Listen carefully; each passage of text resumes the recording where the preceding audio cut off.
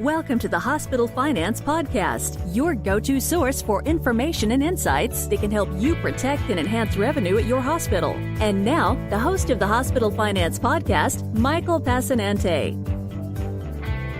Welcome back to the Hospital Finance Podcast. This is Mike Passanante, and we are live from ANI 2016. Glad you could be with us. Today I'm joined by Kathy Ruggieri, who is the Senior Director of our Revenue Cycle Services at BESLER Consulting, and Miranda, who is Director of Reimbursement Services at BESLER Consulting. And we've been enjoying the conference for the past couple of days here, attending sessions, working the exhibit hall, and we thought we'd bring some of that flavor to you on today's podcast. And so let's kick it off. I think one of the sessions, and we were chatting before the podcast started just a couple minutes ago, about the opening keynote by Dr. Eric Topol and this idea of the democratization of medicine and how technology and smartphones in particular are playing into that. So, we had a few things I think that were interesting when we talked about it, sort of the equipment that will change, that doctors will bring different things in their bag,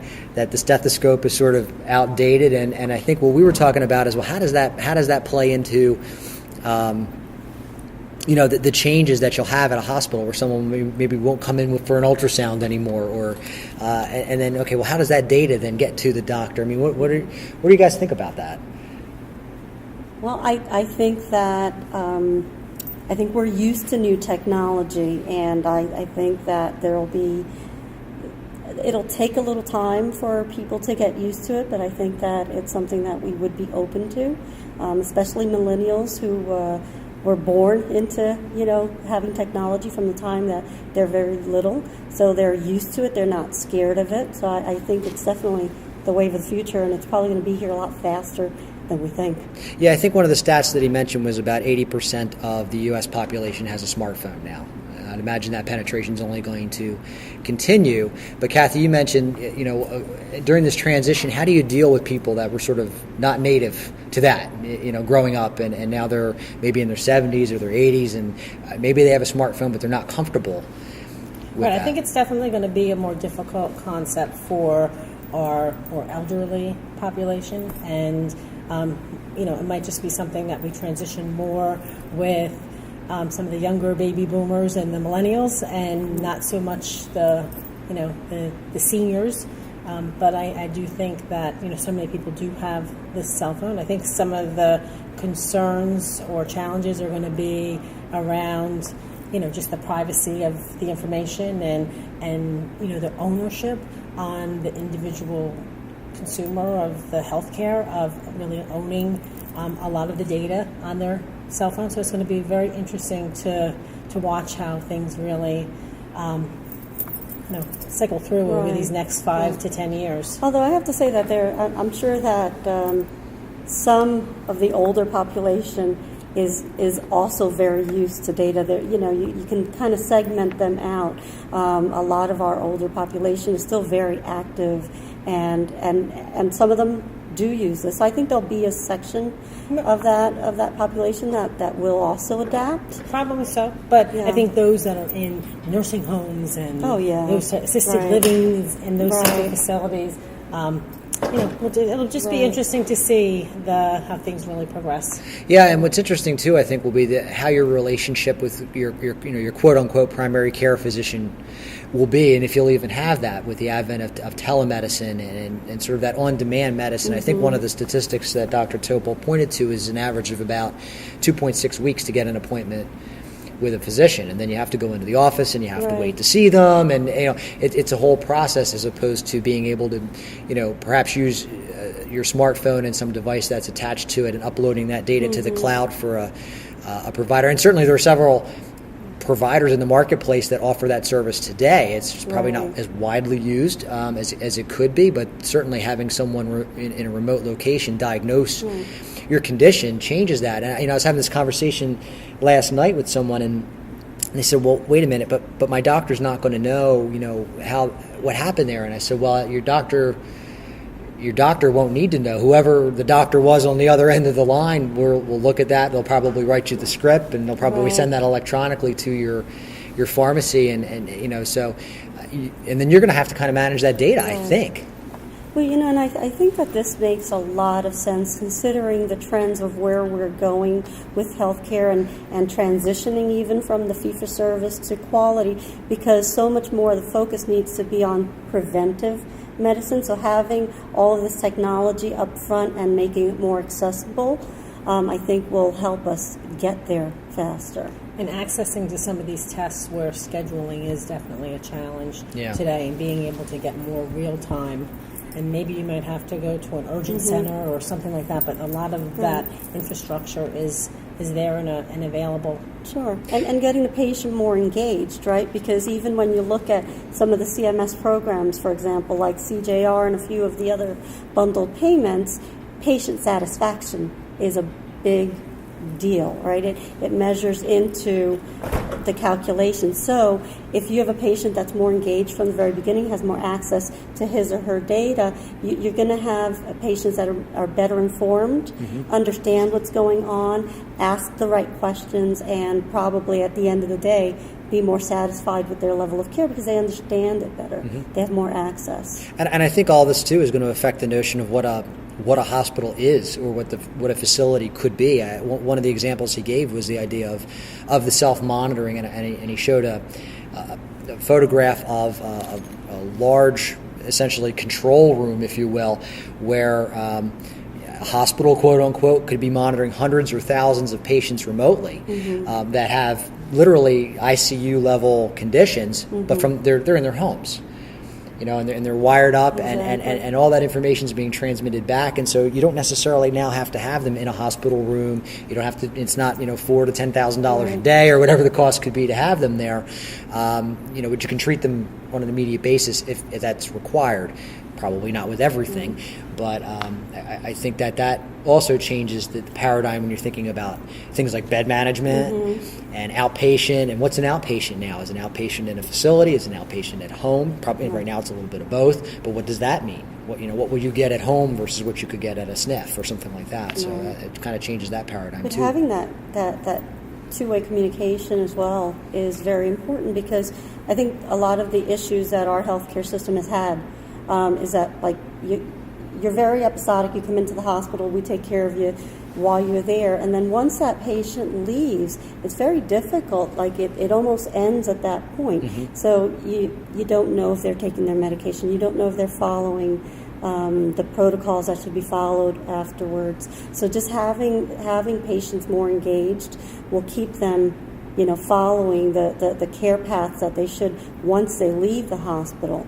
So that's also very important. So let's transition. We talked. I think we all attended Dr. Vivian Lee's session, and of course she's head of the Utah Medical Center and the University Medical Center, and she talked a lot about both the sort of the cost side of the equation as well as the quality side and the transparency. So can you give us a little flavor of that? Sure. Well, I mean, it's a great segue from where we were, because what she really was talking about is how information is power, right? And so it's easier to change behaviors when you have access to the information. And one of the things that they were able to do was go within a few years really improve their quality and quality data of their doctors, just by making that information available to the doctors, so that at one point they could see their own data, and then as they progressed, they could see the data for all of their doctors. They've gone so far as to even put the patient satisfaction scores. Not just the scores, but actually the reviews on their website, so that if you went on their website and looked up, Dr. Smith, you could actually not just see the scores, but actually read the patient reviews. And what I thought was really interesting is, she had surveyed the audience and asked the audience, is anyone else, and it was a well-attended session for sure, and was any of the other facilities putting the comments and the results of the patient satisfaction surveys on for public viewing, and not one person raised their hand. So I thought that was very, very progressive, and it was just really kind of refreshing to really hear how we, from like a finance perspective, we're so used to slicing and dicing data, and how they really have empowered the physicians, the leadership team, and just their whole focus, and then just kind of sharing that and holding everyone kind of accountable and part of that process, and how they've really gotten on board with it. It was just very interesting to hear that was, they were very competitive and, really looking to really improve their score as time went on. So I thought that was a really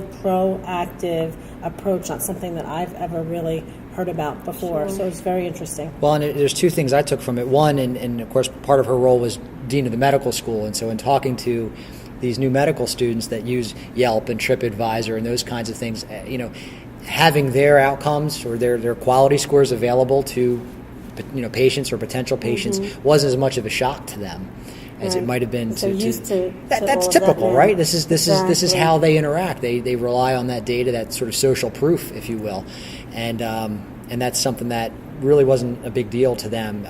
Not what you'd call a paradigm shift as compared to perhaps the previous generation of physicians. And then, of course, the other thing that struck me is, the world is going this way generally when you think about CMS and the bundled payment programs, and of course we work a lot with CJR. Quality is a big determination as to whether or not you're going to get reconciliation payments, right? It's quality and going back to patient satisfaction, because at the end of the day, that's really just a perception of the patient. And you may treat every single patient the same, and how one patient perceives that entire experience could be 360 degrees, from how another patient. So for them, for doctors and other providers to be able to actually read that information and see how they could tweak their own behaviors or what the hospital can do to make the entire patient experience good will increase their scores when it comes to CJR, because it's not just outcomes. It's the risk standardized complication scores, but it's also the HCAHPS, which is really how the patient perceives the entire experience. And that's payer side. And so you also have the earlier stage side, which we just talked about, where they might decide, I'm not even going to go to this facility, I'm not even going to see this physician because I don't like their score, or I don't like something that someone wrote, because I think they also posted the verbatims, right, at the University of Utah. They posted all the comments. Right. So I think they only screened out anything that was libelous. Libel type comments. But she said those were few and far between. Everything else was included in public. Right. So up front, there's a revenue component in terms of, will I even make that decision to engage your facility or that or that physician, and then on the backside there's the payer side who's saying, well, that experience better have been good, exactly, or we're not going to pay you, the full amount or what have you. Well, when you think about it, they're really positioned, taking this really patient-centered care approach to that next level. They're really positioned for all of the plans for CMS, like you just talked about, with quality indicators and all of those things. They're like a step ahead. So it was really refreshing to hear their... And it seemed to be very well received by the physicians. Once they got used to the idea, they're very, like you said, receptive to having that information. Well, and the information, even in terms of cost, I think they flipped the scales, right, and said, okay, well, what does it actually cost to treat? What does it cost to have a physician or a surgeon, for instance, perform a procedure? Not only the physician's costs alone, but also the equipment that they're using and the time that's spent in the suite, and actually costing that down on a per physician basis. Again, another point of information that the physicians could use to try to improve their own performance and their own bottom line. Well, and physicians love information, right? They're trained to analyze information. So the more information you give them, the better it is. So. But it's the classic business school paradigm now, right? I'm looking at my revenue and I'm looking at my costs, and I think while hospitals and healthcare generally has always kind of done that transparency now is making it more like other industries have maybe already looked at that information, right? Exactly. So I think the last point we wanted to touch on, which actually touches on the patient experience part of it, was the payment. So now you have so many plans that people are on that are high deductible plans. It could be a $5,000 or $10,000 deductible that you have to pay. And, there's a lot of reasons why that's difficult for people, not only to come up with that money maybe in the first place, but then also to even know what their impact could be. And so I think here at the show we've seen some solution providers and some talk about how that gap might be filled, right? Sure. And that's very difficult for our industry, right? Because we've been accustomed to being so completely segmented. You get a hospital bill, you get a bill from your anesthesiology, you get a bill from the doctor, and it's very difficult. This is probably one of the only industries where you walk in and you don't know what you're paying for until 6 months or 6 later months down the road. later down the road, Yeah. once they get their insurance and everything else, and you're also in a state of vulnerability because you need the services. So I think that there's definitely a change now because we're in this consumerism environment where a lot of us have very high deductible plans, and we were just walking around through looking at some of the vendors and talking to some people, and we've come across some solutions. Do you want to talk about that one? Yes, I think there's just some new solutions out there for the provider, for us to be able to manage in this environment of the high deductible plan. I mean, the high deductible plan has kind of been evolving over these past few years, and then just even more recently, it's very, very difficult for people to manage. And like you talked about, there's multiple bills and so forth. So we're seeing some solutions that are out there now where they're doing some more of a bundling models. They're trying to actually go out, and we talked to one vendor who's actually trying to go out and negotiate, for example, with hospitals to say, we'll work with the hospital and come up with one bundled payment for that entire episode within the hospital that includes the physician and the anesthesiologist. That's significantly discounted. Exactly. So if your deductible is $10,000, if the procedure is $10,000, it's maybe 40% of what that would have been, and the patient knows right up front what that's going to cost, and they're not going to be surprised by bills later on. And the physicians are incentivized because they're guaranteed being paid very promptly. And so it was just something different. We're not sure, not something that we've seen before. And just. But it can only help with revenue cycle management, right? When you think about trying to submit claims and then trying to collect money from patients and all these things, right? I think that's one of the biggest challenges for revenue cycle directors at this point, is really being able to grapple with the self-pay balances, and so much of it is indeed a result of the high deductible plans, and it's very difficult sometimes to actually get a definite estimate up front, and so this is just another opportunity in terms of being able to kind of solve that problem more proactively and in advance. And it's going to be interesting to see how it really plays out and what other solutions could potentially be available as well. So it was definitely interesting. Yeah, it's been an interesting show. I think we've only just scratched the surface of everything that's been talked about here and what's going on. But clearly, the changes that we're seeing in the marketplace are making their way into the finance space, and I don't think that there's any one solution or one vendor or any one thing that's going to solve all of these problems. But clearly, there's a convergence, and I think sort of an unstoppable force of momentum now that is really going to change the industry as a whole over the next 5 to 10 years. Left the station. Yeah. There's that momentum is there. So the future is going to look very different. So we have a little more show to go, a couple more sessions to attend. So it was great chatting with you both, and hope you enjoy the rest of the show. Have a great flight home. Thank you. You too. If you enjoy the Hospital Finance Podcast, please head up to iTunes to subscribe and leave us a positive review. This concludes today's episode of the Hospital Finance Podcast. For show notes and additional resources to help you protect and enhance revenue at your hospital, visit BESLER.com/podcasts. The Hospital Finance Podcast is a production of BESLER Consulting.